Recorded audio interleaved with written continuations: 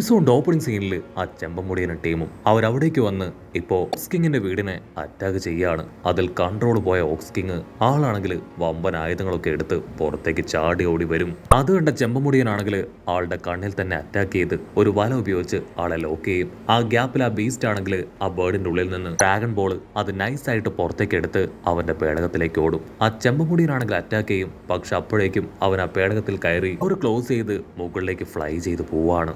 Cut ചെയ്ത ഗോകുവിനെയും ചേച്ചിയും കാണിക്കും. അവർ രണ്ടുപേരും ഇപ്പോൾ അവരുടെ വില്ലേജിലേക്ക് കടന്നു വരും. അപ്പോൾ അവർ കാണും ആ വില്ലേജ് മുഴുവനായിട്ടും വലിയൊരു പൊട്ടിത്തെറിയിൽ കുറേശ്ശെ തകർന്ന് കിടക്കുകയാണ്. വലിയൊരു പേടകം അതിപ്പോൾ മുകളിലേക്ക് ഉയർന്നു വരും. അതിന്റെ ഫോഴ്സിൽ നമ്മുടെ ആൾക്കാർ ആ ക്ലൗഡിൽ നിന്ന് താഴേക്ക് വീഴുകയാണ്. ഗോകു ആണെങ്കിൽ നിംബസ് ക്ലൗഡിന്റെ ഒരറ്റത്ത് അങ്ങനെ പിടിച്ചു നിൽക്കും. അതിനുശേഷം ചേച്ചിയെയും തൂക്കിയെടുത്ത് അവൻ വീണ്ടും ആ ക്ലൗഡിലേക്ക് വലിഞ്ഞു കയറുകയാണ്. അവർക്കാണെങ്കിൽ അത് എന്താണെന്ന് മനസ്സിലാവില്ല. അപ്പോൾ അവിടുന്ന് അങ്ങനെ ക്യാമറ സൂം ചെയ്ത് ആ പേടകത്തിന്റെ അകത്ത് കാണിക്കും. ബീസ്റ്റിനാണെങ്കിൽ ഭയങ്കര സന്തോഷം. കാരണം അവരുടെ അധ്വാനത്തിന്റെ ഫലമായി ഇപ്പൊ അവർക്ക് ഒരു ഡ്രാഗൺ ബോൾ കിട്ടി. ഡോഗ് ആണെങ്കിൽ ആ വില്ലനെ കുറിച്ച് പറയും. നമ്മൾ കരുതും പോലെ അവർ നിസ്സാരക്കാരല്ല, തീർച്ചയായിട്ടും അവർ നമ്മൾ അറ്റാക്ക് ചെയ്യും. അത് കേട്ട് പേടിച്ച് ബീസ്റ്റ് ആണെങ്കിൽ ഡോഗിന്റെ തലയ്ക്ക് ഒരു കൊട്ടു കൊടുക്കുകയാണ്. നീ വെറുതെ എന്നെ പേടിപ്പിക്കാതെ അവർ നമ്മുടെ പിന്നാലെ വരുന്നുണ്ടോ നോക്ക്, എന്നിട്ട് എത്രയും വേഗം അടുത്ത ഡ്രാഗൺ ബോൾ അതെവിടെയാണെന്ന് ലൊക്കേറ്റ് ചെയ്ത് അവിടേക്ക് ഷിപ്പ് തിരിക്ക്. നമ്മുടെ മുമ്പ് സമയമില്ല, എത്രയും വേഗം നമുക്കെല്ലാം കണ്ടെത്തണം. ഇവിടെ ആ ചെമ്പമുടിയനാണെങ്കിൽ അവന്റെ വണ്ടി അതൊരു പ്ലെയിൻ ആക്കി മാറ്റി ഇപ്പോൾ ഉഷാറായിട്ട് അവരുടെ പിന്നാലെ പറന്നു പോവാണ്. അതിനുശേഷം അവന്റെ അസിസ്റ്റൻസിന് ഇൻസ്ട്രക്ഷൻ കൊടുക്കും. അവരും അവരുടെ വലിയ വലിയ കണ്ടെയ്നർ വണ്ടികൾ അതെല്ലാം തന്നെ ക്യാപ്സ്യൂളുകളാക്കി മാറ്റുകയാണ്. അപ്പോഴായിരിക്കും നമ്മുടെ ചേച്ചയും ഒക്കുവും അവർ രണ്ടുപേരും അവിടേക്ക് ചാടി വരിക. അവരാണെങ്കിൽ അവിടേക്ക് വന്ന് അവ സോൾജിയേഴ്സിനെ എല്ലാവരെയും അറ്റാക്ക് ചെയ്യാണ്. ക്യാപ്പിലുള്ള ആ ഒരു ബീം പവർ അതുപയോഗിച്ച് അവൾ ഒരുപാട് സോൾജിയേഴ്സിനെ അറ്റാക്ക് ചെയ്യും. ഗോകു ആണെങ്കിൽ ഒരുത്തനെ പിടിച്ചു വലിച്ച് അവന് അറിഞ്ഞ പുറഞ്ഞും തല്ലും. സത്യം പറയും ഓക്സ്കിങ് അദ്ദേഹം എവിടെ, അദ്ദേഹത്തിന് എന്താ പറ്റിയേ, നിങ്ങൾ എന്താ അദ്ദേഹത്തെ ചെയ്തേ? അതിന് ഒരുത്തനാണെങ്കിൽ ദൂരത്തായിട്ട് അദ്ദേഹത്തെ കാണിച്ചു കൊടുക്കും. ഗോകു ആണെങ്കിൽ അവിടേക്ക് ഓടിയെത്തും. അപ്പോഴേക്ക് ഓക്സ്കിങ് ആ ഒരു വലിയ വലയൊക്കെ വലിച്ചു കയറി പുറത്തേക്ക് വരികയാണ്. ഗോകു ആണെങ്കിൽ ആളുടെ അടുത്തേക്ക് ഓടിയെത്തും. നിങ്ങൾ ഓക്കെ അല്ലേ, നിങ്ങൾക്ക് കുഴപ്പമൊന്നുമില്ലല്ലോ. ഉടനെ ആ സോൾജിയേഴ്സ് അവർ ചാടി എഴുന്നേക്കും. അതിനുശേഷം ആ പിൽസ് ഉപയോഗിച്ച് എയർക്രാഫ്റ്റുകൾ റെഡിയാക്കി അവരങ്ങനെ ഫ്ലൈ ചെയ്ത് പോവാണ്. ചേച്ചിയാണെങ്കിൽ ഗോകുവിന് കാണിച്ചു കൊടുക്കും. നീ അത് കാണുന്നില്ലേ, അവരെല്ലാവരും ഫ്ലൈ ചെയ്ത് പോവാണ്. ഗോകുവിനാണെങ്കിൽ എന്ത് ചെയ്യണമെന്ന് അറിയില്ല. അവനത് നോക്കി നിൽക്കും. അതേസമയം ഇവിടെ ചോപ്പൻ അവൻ ഒരുപാട് നേരം ആ ഒരു വലിയ പേടകത്തെ ഫോളോ ചെയ്ത് വരും. പക്ഷേ മൊമെന്റ് കഴിയുമ്പോൾ ക്ലൗഡുകൾക്കിടയിലൂടെ ആ ഒരു പേടകം ഇപ്പൊ കാണാനില്ല. അതെവിടെ പോയെന്ന് ചിന്തിച്ച് അവർ ചുറ്റും നോക്കും. അവിടെ എവിടെയും കാണുന്നില്ല. അവരാണെങ്കിൽ അവരുടെ പ്ലെയിന് അതിപ്പോ ക്ലൗഡുകൾക്ക് മുകളിലേക്ക് കൊണ്ടുപോകും. എന്നിട്ട് അവിടെ ഉണ്ടോ എന്ന് ചെക്ക് ചെയ്യും. അടുത്ത നിമിഷം ആ പേടകം അത് അവരുടെ ഫ്ലൈറ്റിന് മുകളിലേക്ക് വന്ന് പുറഞ്ഞ് ഷൂട്ട് ചെയ്യും. പ്രതീക്ഷിതമായിട്ടുള്ള അറ്റാക്കില് ആ ഒരു എയർക്രാഫ്റ്റ് അത് തകർന്ന് താഴേക്ക് പോവാണ്. ബീസ്റ്റിനാണെങ്കിൽ ഭയങ്കര സന്തോഷം. ഇനി അവൻ എന്നെ ഫോളോ ചെയ്ത് വരില്ല. ഈ ഡ്രാഗൺ ബോൾ അതെനിക്ക് സ്വന്തം. കട്ട് ചെയ്ത മറ്റൊരു ഭാഗത്ത് ഗോകുവും ഓക്സ്കിങ്ങും അവർ നടന്ന കാര്യങ്ങൾ പരസ്പരം ഷെയർ ചെയ്യാണ്. ഗോകു ആണെങ്കിൽ ഓക്സ്കിങ്ങിനോട് പറയും, ഞാനും ചീച്ചിയും ഞങ്ങൾ രണ്ടുപേരും നദിക്കരയിലായിരുന്നു, ഞാനല്ല ഇവിടേക്ക് വന്നത്. അത് കേട്ട് ഓക്സ്കിങ്ങിനാണെങ്കിൽ ഭയങ്കര അത്ഭുതം. കട്ട് ചെയ്ത മറ്റൊരു ഭാഗത്ത് ആ ഒരു ചോപ്പ മുടിയനും അവന്റെ അസിസ്റ്റന്റും അവർ പാരച്യൂട്ട് വഴി താഴെ ഇറങ്ങി അവന്റെ അസിസ്റ്റൻസിനെ എല്ലാവരെയും അവിടേക്ക് വിളിച്ചു വരുത്തിയിരിക്കുകയാണ്. അതിനുശേഷം വീണ്ടും ആ ഡ്രാഗൺ ബോളിന്റെ സിഗ്നല് അത് അവൻ ഹെഡ്ക്വാർട്ടേഴ്സിൽ വിളിച്ച് ചെക്ക് ചെയ്യും. ഇവിടെ ഗോകു ആണെങ്കിൽ ഇരുന്നിന് കൊണ്ടുവച്ചിരുന്ന ഫുഡ് അതങ്ങനെ മാക്കുന്ന് വെട്ടി വിഴുങ്ങുകയാണ്. ചീച്ചി പറയും, ഞങ്ങൾ രണ്ടുപേരും നദിക്കരയിലായിരുന്നു, ഞങ്ങളുടെ ഫ്യൂച്ചർ കാര്യങ്ങൾ ഞങ്ങൾ സംസാരിക്കുകയായിരുന്നു. ഗോകു ആണെങ്കിൽ തീർത്തു പറയും, ഉറപ്പായാലും ഇവിടേക്ക് വന്നവര് ആ ഡ്രാഗൺ ബോൾ അന്വേഷിച്ച് തന്നെയാണ്, എനിക്ക് എത്രയും വേഗം അത് കണ്ടെത്തണം. അതെന്നെ ഗ്രാൻഡ് പേ എനിക്ക് തന്നതാണ്, അദ്ദേഹത്തിന്റെ ഏക ഓർമ്മ അതാണെന്ന് പറഞ്ഞ് അവൻ റഡാറിൽ അത് ചെക്ക് ചെയ്യും. അടുത്ത നിമിഷം അത് റഡാറിൽ കാണും. അവനാണെങ്കിൽ നോ, ഞാനത് കണ്ടു, എനിക്ക് അത് തിരികെ പിടിക്കണമെന്ന് പറഞ്ഞ് പുറത്തേക്ക് ഓടുകയാണ്. ചേച്ചിയാണെങ്കിൽ അതുകൊണ്ട് വിളിച്ചു പറയും, ഗോകു നമ്മുടെ മാരേജ് അത് നീ മറന്നുപോയോ? അതിന് ഗോകു ആണെങ്കിൽ വിളിച്ചു പറയും, ഞാൻ തിരിച്ചു വരും, അതിനുശേഷം 2 തവണ നമുക്കത് ചെയ്യാന്ന് പറഞ്ഞ് ചെയ്ത് പോവാണ്. ഇവിടെ ഓക്സ്കിങ് ആണെങ്കിൽ അവളെ സമാധാനിപ്പിക്കും. കട്ട് ചെയ്ത ആ ഹെഡ്ക്വാർട്ടേഴ്സിൽ നിന്ന് ചോപ്പിന് ഡ്രാഗൺ ബോളിന്റെ സിഗ്നൽസ് അത് കൊടുത്തുകൊണ്ടേയിരിക്കുകയാണ്. നിന്നുള്ള ഇൻഫർമേഷൻ പ്രകാരം ആ ഒരു ഡ്രാഗൺ ബോൾ അതിപ്പോ അവർ നിൽക്കുന്ന ഭാഗത്ത് തന്നെയാണെന്ന് കൺഫേം ചെയ്യും. അവരാണെങ്കിൽ ഇപ്പോൾ അന്വേഷിക്കാനായിട്ട് തുടങ്ങും.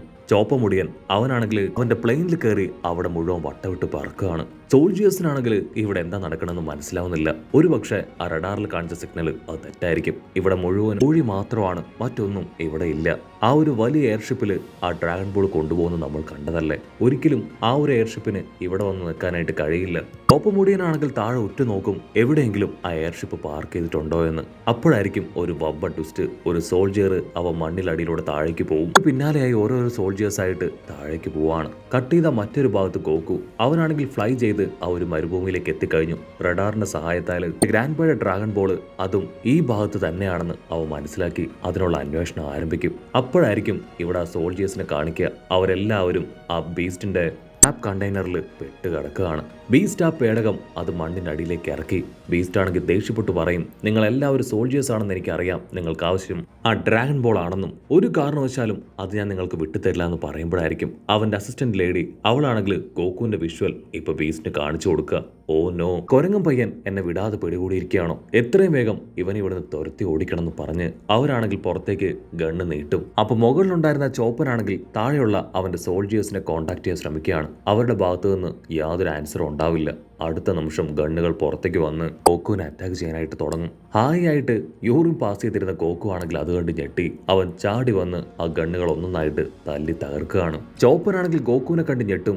ഈ ചെറിയ പയ്യനെയല്ലേ നമ്മൾ ആ ഷോപ്പിൽ വെച്ച് കണ്ടത്, ഇവൻ ഇവിടെ വരെ എത്തിയോ? ഇവിടെ ബീസ്റ്റ് ആണെങ്കിൽ ഗോകുവിനെ കറക്റ്റ് ആയിട്ട് ഫോക്കസ് ചെയ്ത് ആ ഒരു ഡോർ ഓപ്പൺ ചെയ്ത് അവനെ കണ്ടെയ്നറിനകത്തേക്ക് കൊണ്ടുവരും. നീ വീണ്ടും ഇവിടേക്ക് വന്നു അല്ലേ? ഗോകു ആണെങ്കിൽ ദേഷ്യപ്പെട്ട് പറയും, ഞാൻ നിന്നോട് റിവെഞ്ച് ചെയ്യാൻ വന്നതല്ല, എനിക്ക് എൻ്റെ മുത്തച്ഛൻ്റെ ആ ഒരു ഡ്രാഗൺ ബോൾ വേണം, അത് കിട്ടിയാൽ ഞാൻ തിരികെ പോവാം. ആണെങ്കിൽ അത് കേട്ട് ഇപ്പൊ നമ്മുടെ ഗോക്കുയെ കോക്കറ് കാണിക്കും. നിനക്ക് മറ്റൊരു ഗിഫ്റ്റാണ് ഞാൻ തരാൻ പോകുന്നതെന്ന് പറഞ്ഞ് ഇപ്പൊ ആ റോബോട്ടിനെ അവിടേക്ക് കടത്തി വിടുകയാണ്. ഗോക്കു ആണെങ്കിൽ ഇതിനെ ശരിക്കും നോക്കും. എനിക്ക് നിന്നെ നന്നായിട്ട് അറിയാം, നീയാണ് ലാസ്റ്റ് ടൈം എന്റെ ഗ്രാൻഡ് പേയുടെ ആ ഒരു ഡ്രാഗൺ ബോൾ അത് തട്ടിയെടുത്ത് നിന്നെ ഞാൻ വെറുതെ വിടില്ല എന്ന് പറഞ്ഞ് ഹാമെ പവർ ഉപയോഗിച്ച് അതിനെ അങ്ങനെ പൊട്ടിത്തെറിപ്പിച്ച് തകർത്ത് കളയാണ്. ബീസ്റ്റ് ആണെങ്കിൽ അത് കണ്ട് ഷോക്കാവും. ഓ നോ, എന്റെ ഫേവറേറ്റ് റോബോട്ട്, അതിനെ അവൻ തകർത്തു എന്ന് പറഞ്ഞ് അവൻ തലയ്ക്ക് കൈ കൊടുക്കുന്ന അതേ സമയം തന്നെ വലിയൊരു ഇമ്പാക്ട് അവിടേക്ക് ഒന്ന് വീഴുകയാണ്. അത് മറ്റൊന്നുമല്ല, അതിന് അവന്റെ സോൾജിയേഴ്സുമായിട്ട് അവിടേക്ക് എത്തിക്കഴിഞ്ഞു. അവൻ അറിഞ്ഞം പുറഞ്ഞം അവരുടെ സ്പേസ് ഷിപ്പിനെ അറ്റാക്ക് ചെയ്തുകൊണ്ടിരിക്കുകയാണ്. ബീസ്റ്റ് ആണെങ്കിൽ കലിയിളകി ഇപ്പൊ അവന്റെ അസിസ്റ്റൻസിനോട് അവരെ തിരികെ അറ്റാക്ക് ചെയ്യാനായിട്ട് പറയും. അവരാണെങ്കിൽ അറ്റാക്കിംഗ് മോഡ് അത് എനേബിൾ ചെയ്ത് ഡ്രാഗൺ ബോൾ എടുത്ത് അവിടുന്ന് ഉഷാറായിട്ട് ഓടുകയാണ്. അതേസമയം ഗോകു അവനും അവനെ ലോക്ക് ചെയ്തിരുന്ന കണ്ടെയ്നർ തകർത്ത് മുൻപോട്ടേക്ക് ഓടി വരും. രണ്ട് ടീമും ഉഷാറായിട്ട് ഓടി വന്ന് ഫേസ് ടു ഫേസ് അങ്ങനെ നിൽക്കുകയാണ്. ഗോകു ആണെങ്കിൽ അവരോട് ദേഷ്യപ്പെട്ട് പറയും, മര്യാദയ്ക്ക് എന്റെ ഗ്രാൻഡ് പേയുടെ ഡ്രാഗൺ ബോൾ അത് തിരികെത്താ, ഒന്നും എനിക്ക് വേണ്ട, എന്റെ ഗ്രാൻഡ് പേയുടെ ആകെയുള്ള ഓർമ്മ അതാ ഡ്രാഗൺ ബോൾ, അതെനിക്ക് കിട്ടിയേ പറ്റൂന്ന് പറയും. അതിന് ആ ബീസ്റ്റ് ആണെങ്കിൽ അത് കൊടുക്കാൻ തയ്യാറാവാതെ അവന്റെ അസിസ്റ്റൻസുമായിട്ട് മുൻപോട്ടേക്ക് ഉഷാറായിട്ട് ഓടും. അതിനുശേഷം ഒരു റെഡ് ബട്ടൺ അത് എനേബിൾ ചെയ്ത് അവിടെ ഒരു ചുമര് ക്രിയേറ്റ് ചെയ്യുകയാണ്. ഗോകുവിനാണെങ്കിൽ അത് കണ്ട് യാതൊരു ടെൻഷൻ തോന്നില്ല. അവൻ ക്യാഷ്ലായി അവന്റെ ആമേ പവർ അതുപയോഗിച്ച് ആ ഒരു ചുമര് അത് തകർത്ത് പുറത്തേക്ക് വരും. ബീസ്റ്റ് ആണെങ്കിൽ വീണ്ടും വീണ്ടും ചുമരുകൾ ക്രിയേറ്റ് ചെയ്തുകൊണ്ടേയിരിക്കും. അതെല്ലാം തന്നെ ഗോകു തകർത്ത് അവന്റെ തൊട്ടടുത്തെത്തും. പക്ഷെ അപ്പോഴേക്കും അവരവരുടെ സ്പേസ് ഷിപ്പിൽ കയറി മുകളിലേക്ക് ഉയരുകയാണ്. ഗോകു ആണെങ്കിൽ വിട്ടുകൊടുക്കാൻ തയ്യാറാവില്ല. ഒരു കാരണവശാലും ഞാൻ ആ ഡ്രാഗൺ ബോൾ വിട്ടു തരില്ല, എനിക്കത് കിട്ടിയേ പറ്റൂന്ന് പറഞ്ഞ് അവൻ ആ ഒരു സ്പേസ് ഷിപ്പിലേക്ക് ചാടി കയറും.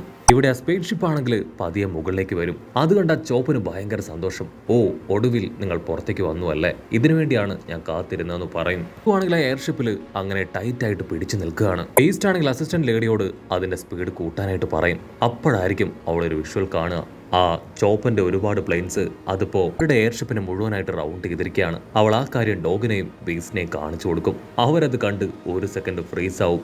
അടുത്ത നിമിഷം ആ പ്ലെയിനുകളെല്ലാം ഷിപ്പിനെ അച്ചരം പൊച്ചരം ഷൂട്ട് ചെയ്തുകൊണ്ടേ ഇരിക്കുകയാണ്. ഗോകു ആണെങ്കിൽ ആ ഒരു അറ്റാക്കിൽ പെട്ട് അവന്റെ നിംബസിനെ ഉച്ചത്തിൽ വിളിക്കും. പക്ഷെ അടുത്ത നിമിഷം എയർഷിപ്പ് മുഴുവനായിട്ടും പൊട്ടി അങ്ങോട്ട് തെറിക്കും.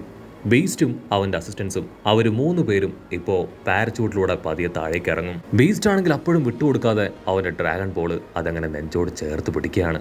അപ്പോഴായിരിക്കും അവൻ താഴേക്ക് നോക്കുക. അവിടെ ആ ചോപ്പനും അവന്റെ അസിസ്റ്റൻസും അവരങ്ങനെ നിരന്ന് നിൽക്കുകയാണ്. അവരെ കണ്ട് കൺട്രോൾ പോയി ബീസ്റ്റ് ആണെങ്കിൽ താഴേക്ക് വീഴും. വേറെ വഴിയില്ലാതെ ഇപ്പൊ ബീസ്റ്റ് അവന്റെ കയ്യിലുണ്ടായിരുന്ന ആ 4 സ്റ്റാർ ഡ്രാഗൺ ബോൾ അത് ചോപ്പന് കൊടുക്കുന്നതോട് കൂടെ ഈ ഒരു എപ്പിസോഡും അവസാനിക്കുന്നു.